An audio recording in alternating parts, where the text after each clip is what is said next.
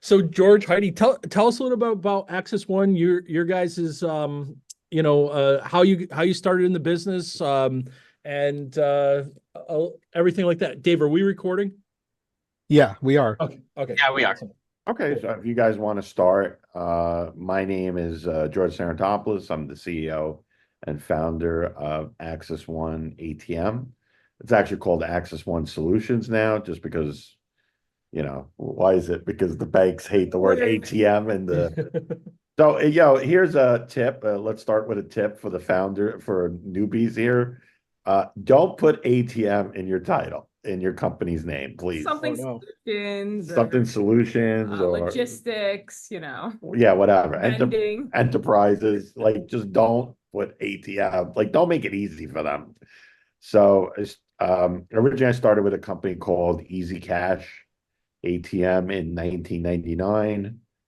But that being a family business, as all family businesses go, I was partners with my father and my uncle, and it just, I mean, I love my father. We're still partners on stuff, but it just didn't work out with my uncle. So I sold the business to him in 2002, 2003, and I started Access One.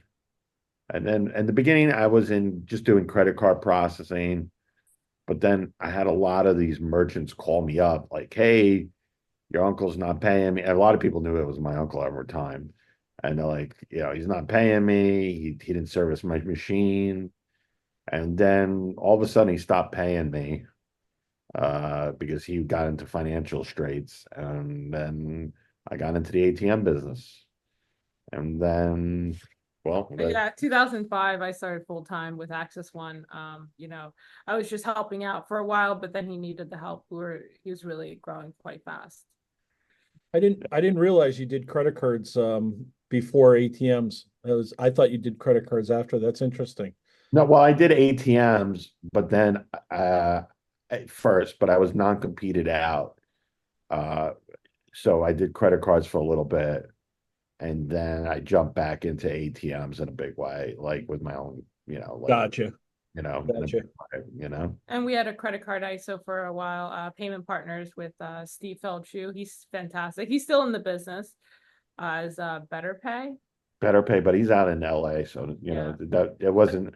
We ended our partnership not because any We disputes or left on anything. good terms. We left on good terms, but he went out to the West Coast, and his family's out there, his two sons, and he was always a mentor to me, and he taught me how to like be a great sales guy. I mean, just be very honest with the customers and tell them what you can do and what you can't do, and just um, I can't speak about him fondly enough.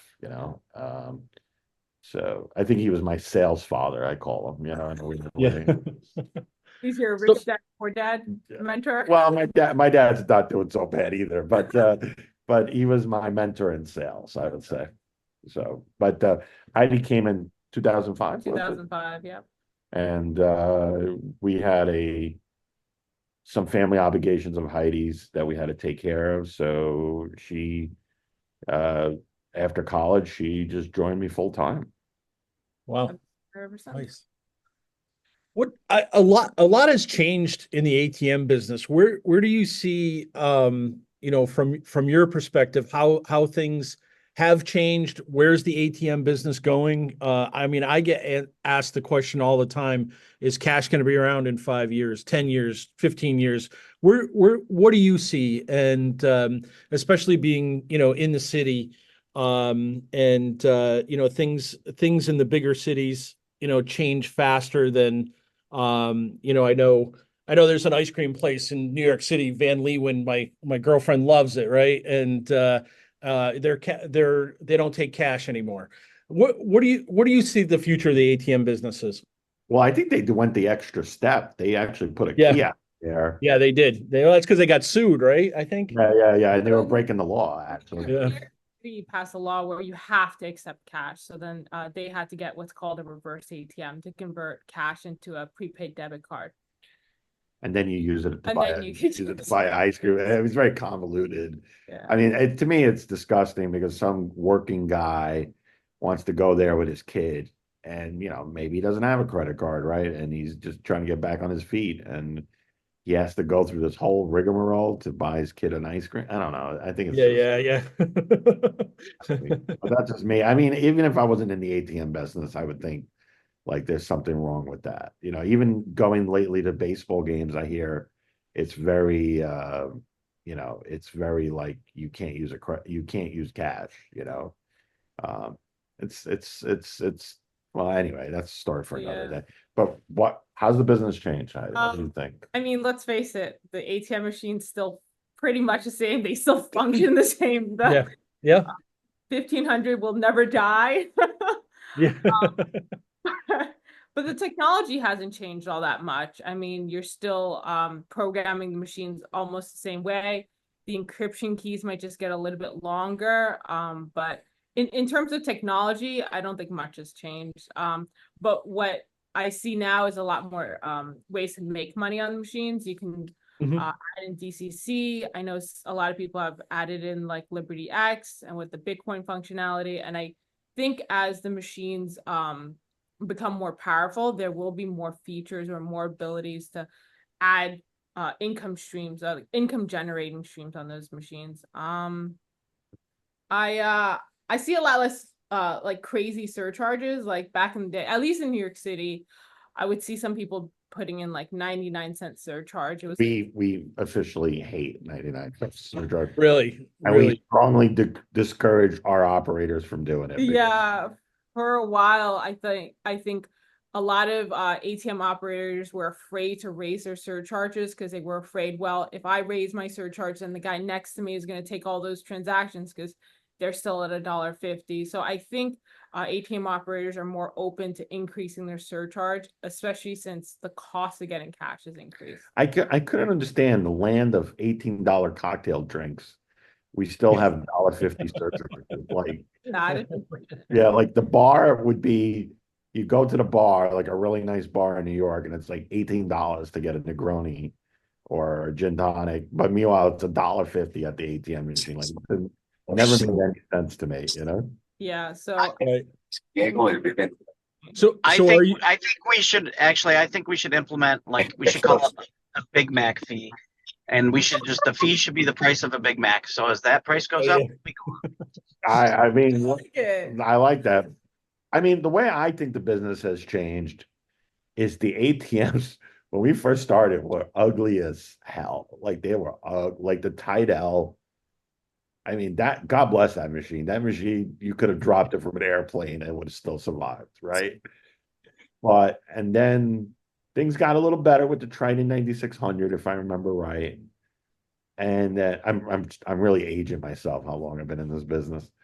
But then Hyosung and then later Gen really got it right, like with the way the machines look and feel. And I mean, the 1500, like Heidi said, that machine, they're still Won't out there. die. They won't die, right? But Every single upgrade, there's one for those, but other machines are getting sunsetted. yeah. People love that 1500 still. I mean, I can't get merchants to like give it up and get a new machine.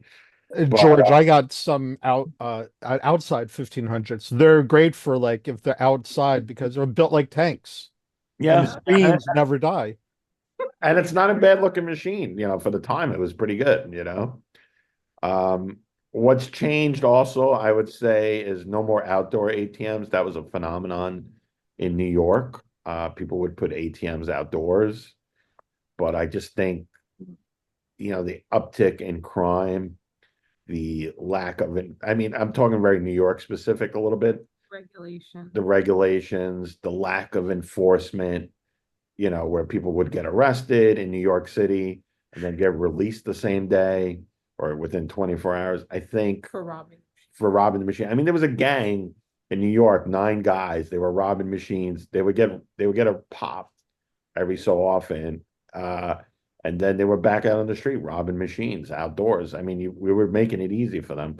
So the outdoor machines, I think, died. What hasn't changed, the wireless technology has gotten a lot better. I mean, I remember, the pot or plain old telephone lines sucked back in the days, and you'd have to fight with merchants that would put their lottery machine and they would call back home on their phone and all that. Now you just pop in a wireless box. The wireless box works beautifully. I mean, you can't beat that. You can get a location up and running the same day. You're not at the mercy of Verizon. I mean, those Verizon guys don't want to work too hard. And we had a girl just managing our, telephone lines. Yeah. We just had a girl just like when we first were rolling, we just had a girl like managing like, did the Verizon line get hooked up? Did they actually go there? Did they show up? We hired somebody just to take the line from the box at the mark point to the ATM because we didn't want to pay Verizon for that extra fee. Yeah, like Verizon would extort you. So now you're like, wireless box, done. I'm having flashbacks here, and then there was always that gray area between the copper and and they started bringing the lines digital because they stopped running the copper, and it just got really ugly. I remember those. I remember those days. What hasn't changed, hasn't changed, unfortunately, is there's still people giving money to locations. Mm. And I'm not talking, like $500 just to, smooth the transition or make the guy, move the potato chip rack over, a couple bucks. But I'm talking like there's still stupid money being given out there, which is at least in New York, I see. Yeah. Value. Yeah. You You hear stories. I hear stories from New York operators. Anders Yeah. and Nick. And I'm trying to get this full. What so do you think there's less 99-cent machines and less outdoor machines in New York than you think that trend is going away? So I think somebody needs to mute their phone. I think there's a lot less outdoor machines for sure. Well, the New York City came in and put a regulation on it where you can't have machines outdoors, and then ATM operators being very clever just cut off the bottom of the ATM machine so that it wasn't on the sidewalk, it was hanging off the street. Hanging off the building. Guilty as charged. I did that. That's the equivalent to a no standing sign in New York City. I remember when I first started going to New York City, I'm like, what does no standing mean? That's so that's well, I'm not parking, I'm standing, right? I didn't that was always interested me as somebody that grew up in New England. We didn't see that stuff, and yeah. So what do you think the next 5, 10, 15 years is? How much longer do we have in this business, do you think? Is it and hopefully I'm 53. Hopefully it takes me to my retirement and I can sell. So please tell me it's going to be another 10 years, 15 years. I've seen studies that said this business should be good for the next 10 years. Mm-hmm. But there is going to be a demographic shift, and that's unavoidable. And you're going to see, those teenagers that are just very digital. They're going to come. They're going to be the customers of the future in 10 years, and I don't see them using as cash as much. Right. I mean, this is anecdotal. I don't have any data to back that up. I'm just seeing it from my daughter and her friends. If you shook them, like, my daughter's 11. The only reason she has cash in her pocket is because she has a grandfather who gives her, $20 every time he sees her. But yeah, I think in the next 10 years you're okay. But after that, I think it gets turbulent. Would be the word I would use. The one good thing is we're in the States. We're not in a country where, it's easy to adopt cashless. I think, what country is it where it's Sweden. Like, we're not Sweden. We believe in privacy. A lot of people still use cash. Some people. Well, let me jump in there here a little bit. I think in New York and a lot of cities in the United States, I think cash is going to be okay for a while because you know, look, we have a lot of immigrants here, Mhm. and you know, they're not getting a MasterCard any day soon. Like they're going to Right. be strictly cash. Let's be It's honest. easy. Bank Yeah. is still gonna be a thing. And the unbank's only going to get higher. We do have a, I'm not going to get into politics here, but we obviously have a lot more immigrants in the last couple of years. Yep. And they're not gonna have access to bank accounts and, you know, the whole financial system of the states. And even if they do, they're starting from zero. So they're not gonna have a credit. And you know, when immigrants first come and they become citizens or green card, they don't understand the credit system right away. So they screw it up. They screw up. It's unavoidable. Right? It's like a teenager just got a credit card, right? They don't really.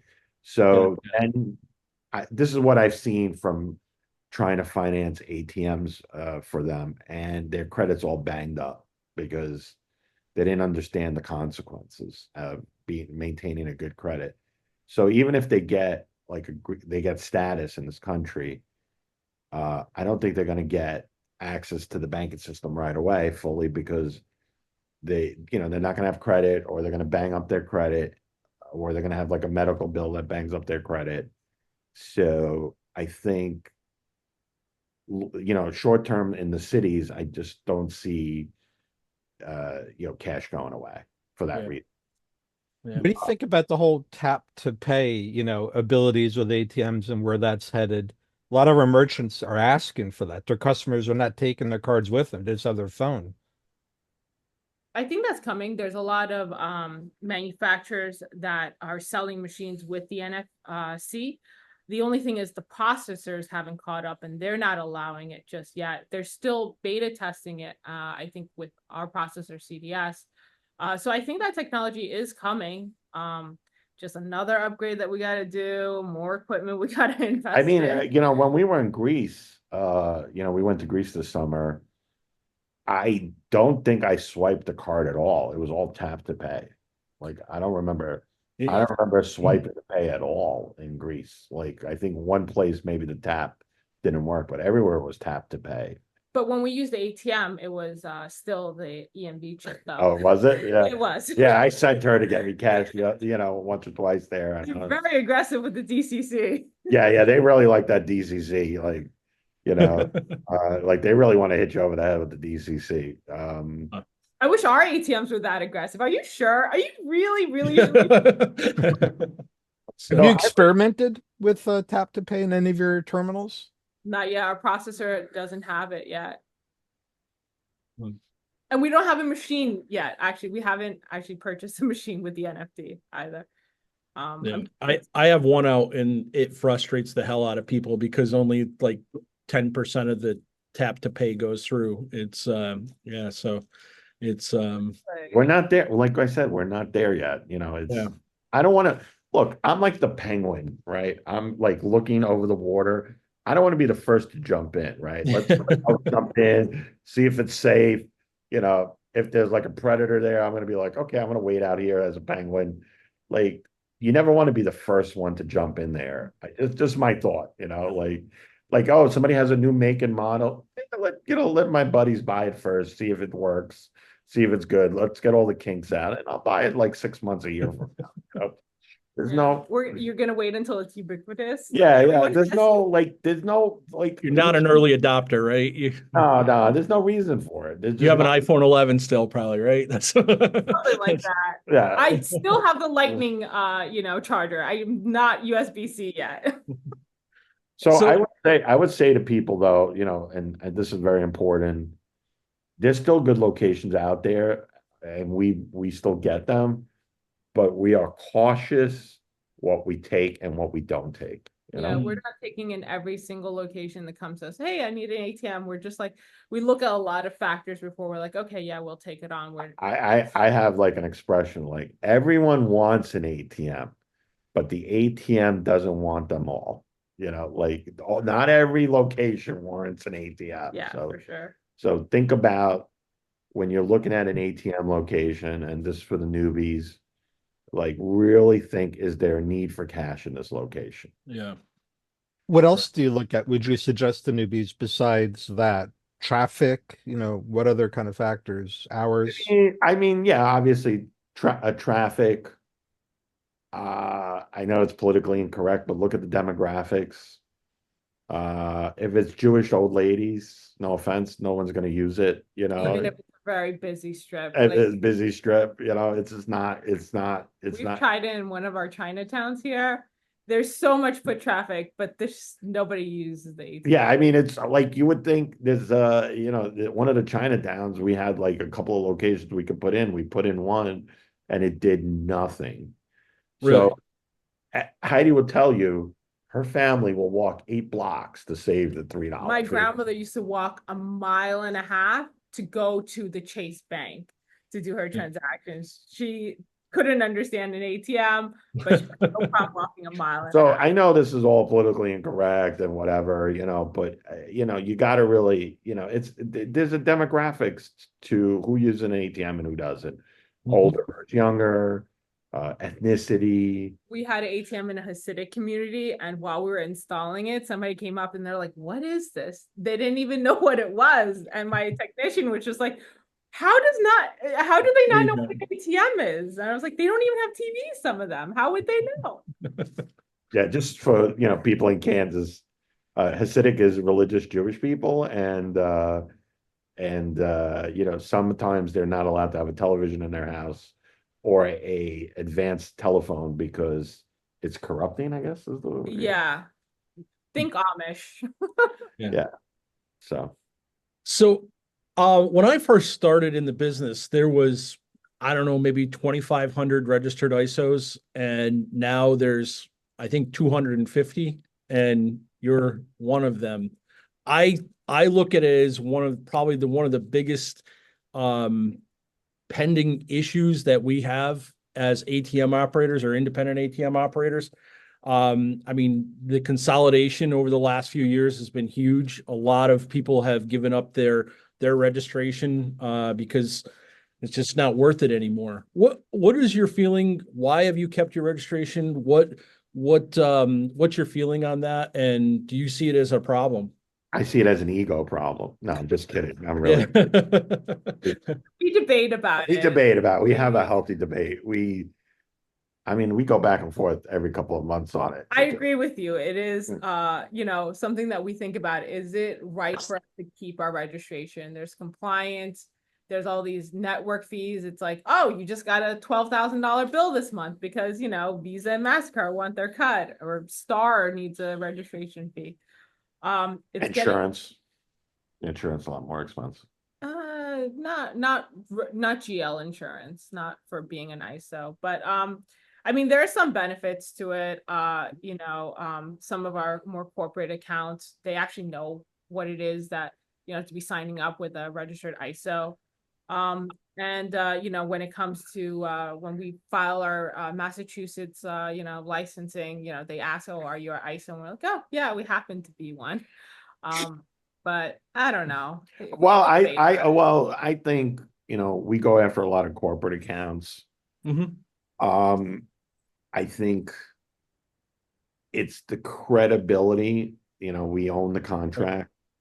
We're saying, it's hard to distinguish yourself in the marketplace if you were going under the Cardtronics banner or any of the big guys banner. Not that there's anything wrong with it, but yeah, very, you're trying to build your little brand. We call ourselves a boutique ATM company. We I don't know, embrace that label. So I don't know. I just don't want to go out there. Yeah. And they can just call, let's say you were under Cardtronics or PAI. Not that there's anything wrong with them. Right. But, I would want to, myself, I would want to build my brand and my approach. Again, yeah. And we get to have our name on my our partner, Robert Teichman, who would get mad at me if I don't mention his name. He would say that distinguishes us in the market, that, our approach to getting those corporate accounts it's integral to have our own name out there. As somebody that's never registered, maybe I'm at a size that I could have a few years ago. Now, probably not.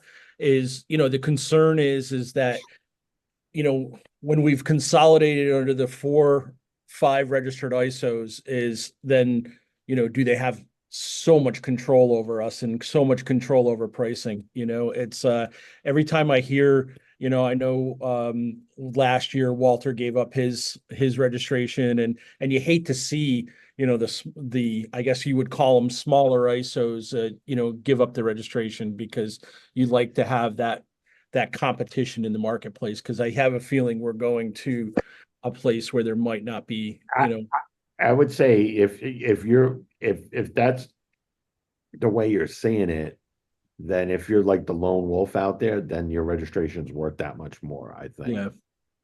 yeah, When new Right. technologies come out and stuff like that, I think. Or even regulation. But I'm very highly speculating here. Like I'm maybe a lot of wishful thinking too, Yeah. I talked to a smaller ISO in Massachusetts here, and I mean, he says the sponsoring bank is much harder on him than some of the than he feels is much harder on him than some of the larger ISOs, right? And is that they just kind of rip him apart, and it's almost like he feels like they want him to to consolidate into a bigger registration. But I yeah, mean, it's easier for the regulators to go through a spreadsheet of 2,000 machines versus a spreadsheet of 100,000 machines. You're not going to find the 10 items. You're like, can you please specify what you mean by other here? yeah. Yeah. So they probably, yeah, you're right. They probably do give them a lot more slack than they would the little guys. Yeah. So I know we already went over that you guys are pretty heavy into credit card processing and POS systems. Tell us a little bit about that side of the business, and what how that complements the ATM business, and how is that that growth have been in that business? Well, I was out of the credit card game for the last for a while, when I got knee deep in the ATM business. But then this program, and it has many names, came out. It was called cash discounting, surcharging. But the right name currently, and hopefully it sticks, is called dual pricing. You want to explain dual pricing exactly? Dual pricing just means that we're asking merchants to have 2 separate prices, one price for cash, one price for credit cards. And the merchants are going to have the cash price settled to their account. And then whatever difference there was for the credit price that they charge, that goes to pay towards their interchange fees. So it's a great program for merchants because they get to keep their prices low, their original prices, but they're offsetting their credit card interchange fees by having the customers pay for it. It's a great program. You're seeing a lot of adoption of it. And then MasterCard Visa, they're like, oh, no, we can't have this. We can't have customers, Using cash, dirty cash. yeah, being disincentivized from using their credit cards, and they're going to revert back to cash. We can't have that. So they started putting more regulations on it. They're like, okay, the program has to be this, and this way. And the credit card processors have been very good about, changing the program to make it more compliant with MasterCard Visa. Even states have implemented laws here in New York. They have. I mean, basically, New York took whatever MasterCard Visa gave them, and passed it. Like some lobbyists. Congratulations, you did your job. They got paid. They got paid well. They gave the bill to our state senators and assemblymen, and they look like they just took the language from MasterCard Visa. So yeah, if you look at the Visa regulations and what New York State has said, okay, this is the new law, it's very similar. It's almost identical. So yeah, I think credit card processors are pretty smart about, making it so that fits, because you have and for years you've had gas stations charging 2 separate prices for gas. One is a credit card price, one is a cash price. So why can't merchants do that? Why can't Main Street USA do that, but gas stations can get away with it? It's a good point. So Right. Do you see the credit card side of the business growing? I mean, are you focusing more on the merchant services side? We were for a bit. We were growing quite rapidly until, Visa started saying, okay, we got to do this, this, and this. We're actually right now focusing on making sure all of our merchants are compliant, making sure that they fit all the rules, that all of our menus have the dual pricing they're asking for. So the menus will have the cash price and credit card price, making sure our POS equipment is all up to date. So we're doing that right now. And I think it's a good investment. I think we're gonna probably I don't know, get out there again, like in a big way. Yeah, George doesn't want to be an early adopter. He's seeing where the industry is going, seeing where everything's going to settle out, how the program's going to finally end up. But also, like, Because I don't want to go to a merchant, ask him to do all these changes, and then 6 months later, like, you don't look credible when you go to a merchant, say, okay, you got to do A, B, C. Then 6 months later, because some bureaucrat in one of the card associations got a bug up their ass.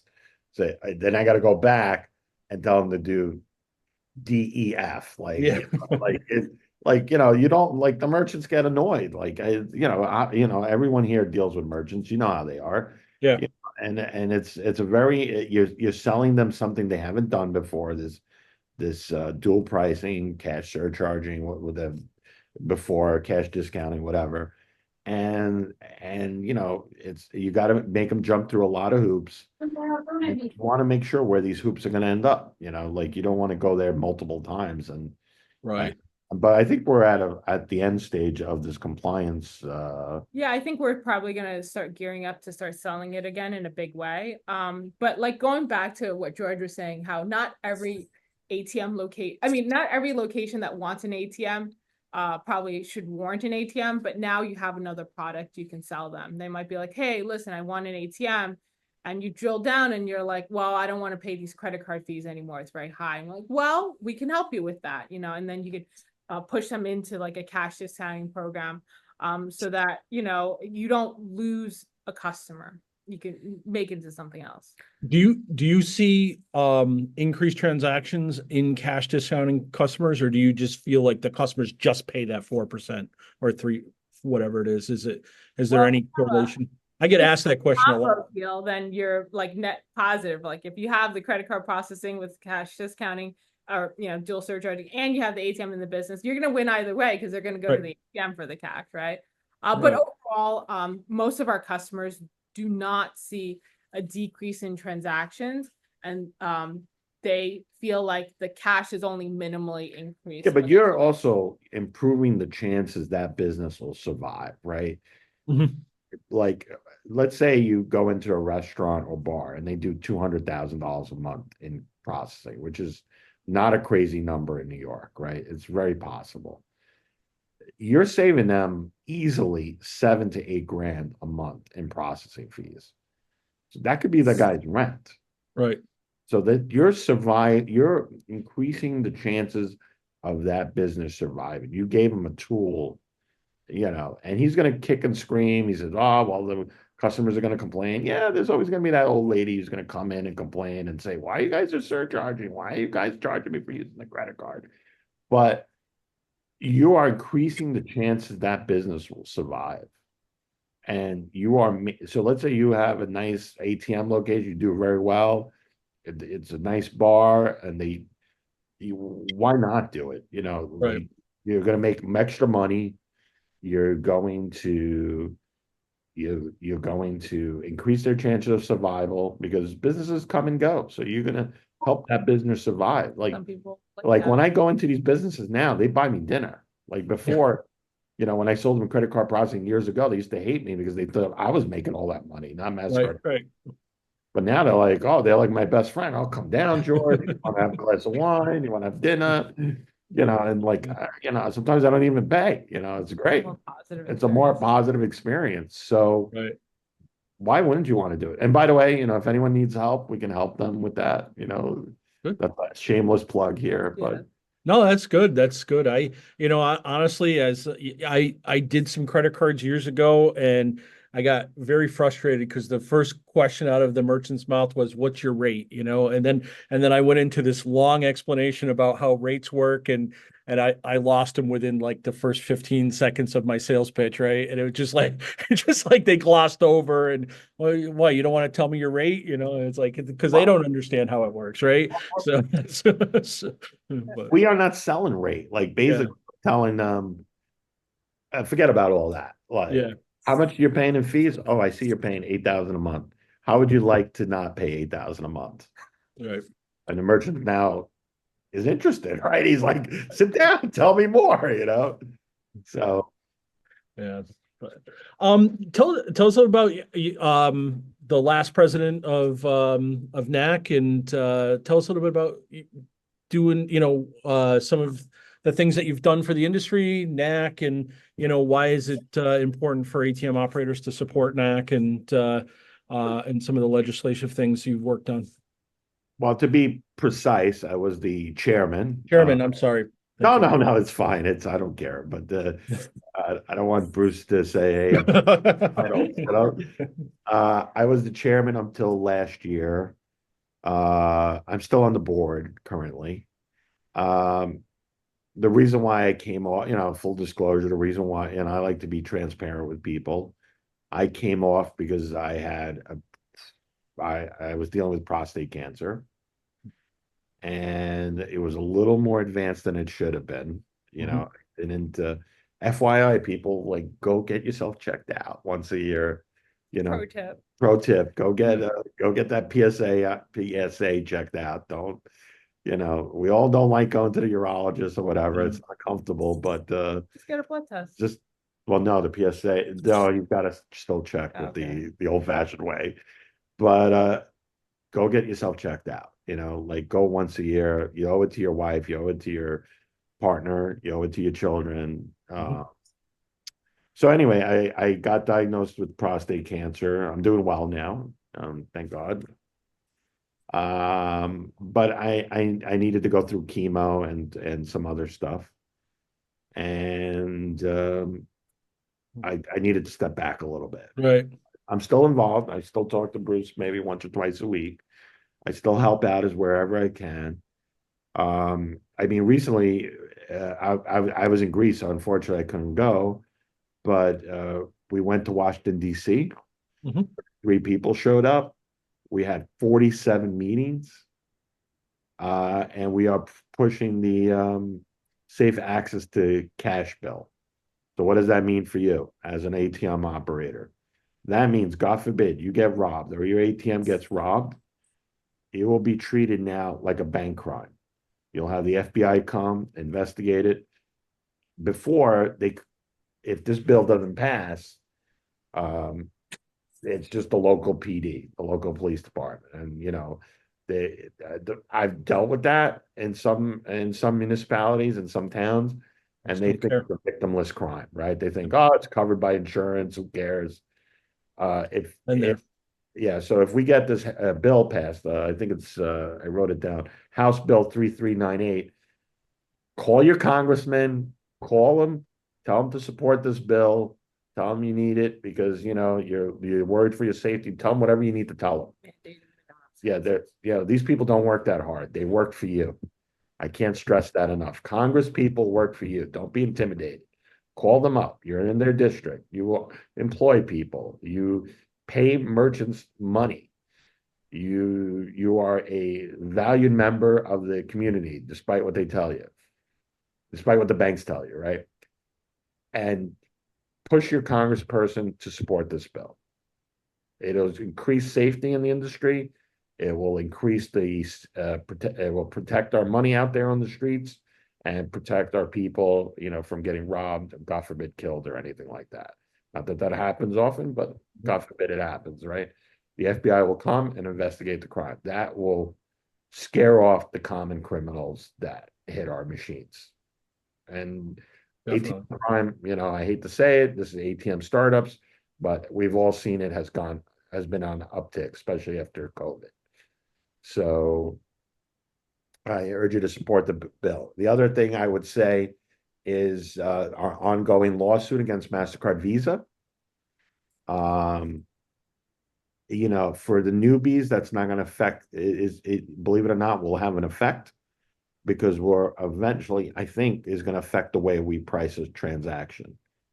I don't want to speculate, and the lawyers up down my throat if I did speculate, but it will change for the better the way we can surcharge a transaction. Wouldn't it be great to offset that 10-cent, fee that I think Visa's charging now? I think it's MasterCard charging it. Yeah, What do you think about Visa doing it? They might. They might. I mean, they. Unless it wasn't Visa first. I mean, they might. I mean, listen, that's why this lawsuit. You need to support NAC and support the work we're doing on this class action lawsuit. So that's another thing. I will leave that for Bruce. Bruce will give a nice lawyerly explanation upon it, and I don't want to say something wrong and then the lawyers jump on my back for saying the wrong thing, you know. But I urged new operators or ATM operators to get involved with our organization. I believe our Bruce and Susan put together a great package where you get to go to the show and get the first year membership, I believe. There's an upcoming convention for NAC. It's in Las Vegas, October 28th to 30th in Las Vegas. So yeah, now you have an excuse to go to Vegas. Like, honey, I got to go to Vegas. It's work. You know? of course. And what goes on in Vegas stays in Vegas. So, honey, don't worry. Everything's going to be fine. Yeah. Every day's Las Vegas for Gianni, right? So it's Does he live out there? Yeah, he look. Said, no? So. So I'll pick you up from the airport. It's a $31 convenience fee. Very light fee. It's cheaper than Uber. Wow. So I guess what we'll do is open it up. We usually try to keep this around an hour or so. Open it up to anybody that's got questions for George or Heidi. Anybody can I think Dave's controlling the mute question. I guess it looks like Gianni's raising his hand. I had a question just on the ISO thing, because I totally get it, because it's not what it used to be anymore. And I know you guys are hanging on. What do you think on the asset value side of things on a sale? There's been a lot of consolidation on that side of things lately too. Do you think it increases the multiple that you'll get being an ISO, registered ISO? Heidi, you want to take that? I hope so. I hope so. I don't know, Gianni. To answer your question, where we're going to get the most money for our ATM package or company or portfolio, whatever you want to call it, the whole package, right? I don't think what's the value add? Like when you go to, let's say, a venture capital guy or one of those guys out there, those Wall Street guys, and you're going to make this big deal and you're going to give them the value of the portfolio. They're going to say, well, why are you paying these fees? Well, it just looks like a red on our balance sheet. Yeah, it just looks like a red on the balance sheet. Like, why would you? I just don't see they're going to pay more for it. I think your contracts with your merchants are going to move the needle more than the contract that you have with your sponsor bank. They're going to be like, oh, hey, listen, do you have 10 more years on your contract? Do you have an auto renew? Do you have maybe only one more year on your contract? I think that's going to move the needle more than, I would also say, to the newbies out there, and I'm sorry, we didn't mention this before, but don't buy junk. Oh, yeah. I have guys call me up and they basically have an ATM that looks like a Frankenstein monster, that looks like put together, like, oh, I got this from eBay. I got this from somebody had an ATM that it was out on the street. So I got some parts from it. And I'm like, what do I look like? A miracle worker? We can't revive this machine. We can't revive, or you're not compliant, or you won't be compliant in a couple of months. Like whatever the issue, like invest in new equipment. That is going to give longevity to your portfolio, and that's going to make your portfolio worth more, I think. Not Gianni knows that. He invests a lot of money in portfolio. He's got a whole warehouse full of brand new. I I had another question then on the, that makes sense on the cash flow and like what the VCs will look at. What about the rebates? Do you guys, I mean, it's kind of a hidden secret. Like a lot of these ISOs, they get rebates at the end of the year if they drive enough traffic. Like, are those rebates, do they offset the network fees by a significant amount, or just like, oh, thank God I got a little of this money back? Not, Not at all. Not at it's all. not helping. Fair It is. enough.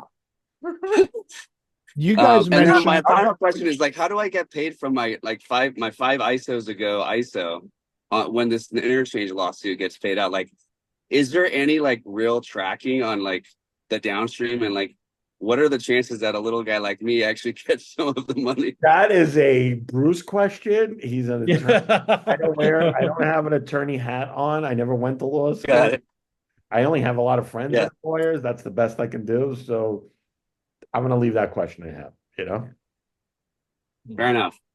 Fair enough. Gianni, you don't have your transaction reports from 2012? You know, I kept them. I forgot CDS only lets you go back 2 years. So yeah, I mean, it'll be a tough one. So in my office, Gianni, the problem is I won't throw anything away. So everyone in my office is like pissed off at me because they're like, George, this is like 15 years old. Like, why won't you throw it out? Even Like, the IRS doesn't want it. Yeah. Why Yeah, do you 7 keep years it? and you burn it is the standard rule, right? yeah, I'm keeping it like, we're going to get this big payday. I hope, I'm keeping everything. I'm not throwing anything away, So Paper hoarder. I'm a paper hoarder. We're swimming in paper. Like for businesses that we don't even have, like ATM accounts we don't even have because they went out of business, For the apocalypse, I have plenty of things to feed the fire. Yeah, Plenty of fire. Paper. what about the That's some- upcoming PCI compliance? What are you guys doing about that? What do you suggest that operators do about? Keep You your know- 1500s, they'll never die. No, I mean, you got to come up with a plan. I mean, here's the pro tip. Come up with a plan, submit it to your ISO or your sponsoring bank, whatever the case may be. And you're going to slowly replace machines as you go anyway. And that's what I would recommend. Yes. So I am young enough to remember when we had to switch from single DES to triple DES. Eventually, we're going to have to change the encryption keys to a longer key, and some machines are not going to be able to handle it. And unfortunately, some machines are going to be obsolete. So do not buy any more super non-compliant equipment. I think it's the 1800 CEs. eBay is not your friend if you're in the ATM business. Stop buying crap on eBay. Yeah. But get machines that you can upgrade. Eventually the encryption keys are going to change and your machines are not going to be able to handle them, and then they're just paperweight. You're not going to be able to process transactions. I see somebody made them into like, who made them? Safes or refrigerators? Somebody made them into something. I know I know at some point. Huh? Wine holders, right? Didn't Triton have the wine holders they were selling? Something like that. Like, yeah. Wine storage. Yeah. Gun safe or something. Yeah. I gave a couple of them ATMs. So I have friends in the art business or the art, they're artists themselves. And I gave a bunch of them for graffiti art. Yeah. At Art Basel, somebody was able to make a program where they had set up an ATM and you check your balance on it, and it gave and it kept track of all the balance increase, and they would print out at the end of the day who had the highest balance. But it would have like a screen. So the leaderboard. The leaderboard, right. I thought that was funny. But yeah, I mean, I don't know what more you could do with an obsolete ATM except scrap it. Let's see. Anthony's got a question. Is the convention in the Paris or the Horseshoe? I think they're the same, aren't they? Aren't they connected hotels? They're connected, so it doesn't really, I don't The room rate is for either the Paris or the Horseshoe, but I think the actual convention itself is in the Horseshoe, but you can stay at either hotel. I think the room rate lock is for either hotel. Yeah, I I've think, never stayed at either. well, I think the Paris is a little bit better, but I heard the Horseshoe got redone recently, so I don't, I have not been to Paris at least 10, 12 years, and the Horseshoe, I mean, obviously got redone, so I don't know what it looks like Until inside. today, I've never even heard of the Horseshoe. I've been to Vegas multiple times.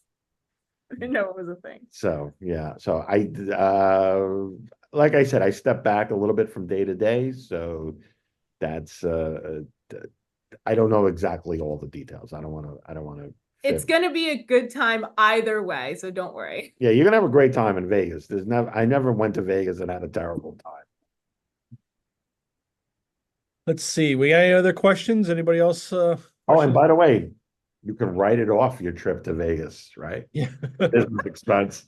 So you can legitimately say, I went to Vegas for business. Meetings and conventions, not meals and entertainment. Let's see. I'm gonna add that to my P&Ls, Heidi. That's a good one. That's a much better line item. Meetings and Meals conventions, and conventions. not Meetings meals and and conventions. Yeah. Because it's not 100% anymore. They took that away. That Yeah. expired. Let's see. Hey, do you Junaid. guys have Cash Delicatessen credit card processing account? I feel like I remember George, you took me there. That was the best pastrami sandwich I ever had. And No. I ran by it the other day, and I'm like, that place is just stuff. It's still there, but I don't have the account. I know who does have the account, so I did not mark it hard to get that account, you know? Is that Katz's? Yeah. That's good. Yeah, Cat's Alley. Yeah. It's a card now in the back counter. Yeah, it's good stuff. So Junaid's got a question. If an existing ISO is trying to get into a dispensary, how do you approach one? And then we know dispensaries are starting to pop up in New York. Since most of them have contracts, also when merchant gives a percentage to the customer, how do you feel about that? All right. Well, there's two questions here. Yeah. How to get into dispensaries? The good old fashioned way, just walk in, but don't wait till the guy is ready to open. Like when you see that you always hear in communities when dispensaries are going to come in.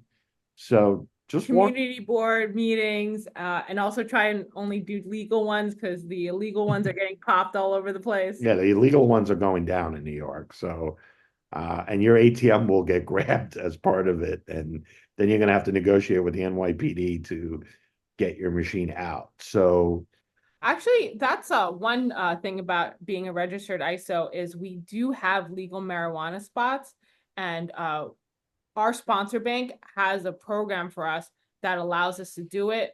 They charge a fee for it, and then they have us do certain compliance. But that's one thing that might set yeah. us So apart. if you have dispensaries and you're having a problem with your ISO, we can handle it. You know, just again, shameless plug, you know. Yeah. And what's the second part of the question? Let's see. Also, when a merchant gives a percentage to the customer, how do you feel about that? I'm not really sure that, Dave, can you unmute Junaid so he can kind of explain? Junaid? You there? Oh, Hello? he's unmuted. Hello? Can you hear me? Yeah.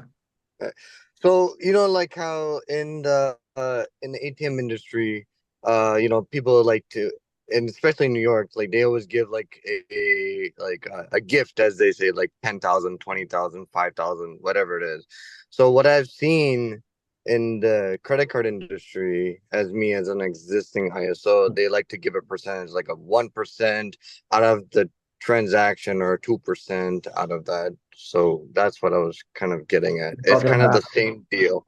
You're talking about the credit card programs, right? Is that correct? Correct. We don't do that. Well, I mean, we're exploring it. Let's put it that way. You know, she doesn't want to do it because she's a CFO.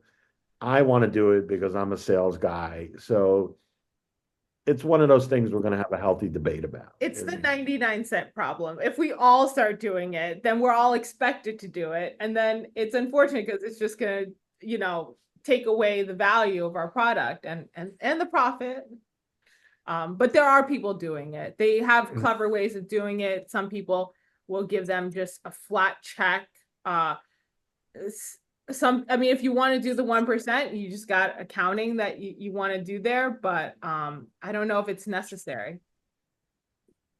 I will, we're debating it. Let's put it that way. We're gonna debate about it. This is what the beautiful part about working with your wife. You have, you come home and you talk about work even more, you know? Right. Thank you. We've been working together. How long have we been working together? 2003 Wow, it's a long time, you know? years. And we didn't get divorced. That's pretty I good, know. you know? Yeah. But So on the cash discounting, Anthony brought up a point is if you are giving a portion of that 4% back to the merchant, is that against Visa MasterCard rules, or is that? I mean, technically the customer, I don't think is supposed to profit from it. I think it's one of those gray areas. I don't know the answer to that. I'd say better err on the side of caution, if anything. I mean, maybe not pay their actual corporation or something. I don't know. We don't do it. We don't do it. I'm holding the line on that. Yeah, she's our CFO. If she's holding the line, then, you know, tough nuggies for me, but it's. I mean, have you seen the Visa rules? No one's seen these rules. Who knows? There might be some sort of Yeah, there might be something in there, right? Yeah. No, that you're running afoul of. I've asked MasterCard, Visa, or the sponsoring bank specifically for these mysterious rules, right? You ask them for the rules, right? And they're up there with tablets on alchemy. Like, you can never see them. You don't know what they are. But, you know, every contract you sign says, well, if you violate them, you know, you're gonna get fined, you're gonna lose your status as an ISO, blah, blah, blah, blah. But when you ask like your sponsoring bank, and this was years ago, I haven't done recently, but you were like asking them like something about sorcery or something. Like, yeah. You like, has anyone seen these rules? Gianni, have you seen these rules? Is it Jay? Has anyone seen these rules that they keep talking about in agreements? Yeah, I think yes, that is. I think I saw something about a 3% cap, but I thought that might be just for online. I know that they're trying to like cut down the rate to the point where it's just going to be a break even. I'm talking about all the rules, like all the rules. Like, have you seen them in one place? Yeah, I think I do think Visa I think Visa publishes it online. I think there is I don't know. Jay, we have the rules posted in our files section. I don't know if it covers everything, but it's, for instance, the $200 min max is in their rules, and I posted online so people could reference it. It is really a thing, and it is published in Visa's rules. So you guys have the rules on your website? Yeah, on our Facebook group. Yeah, we do have the Visa rules. Oh, I'd love to see them. These are I'll control F that.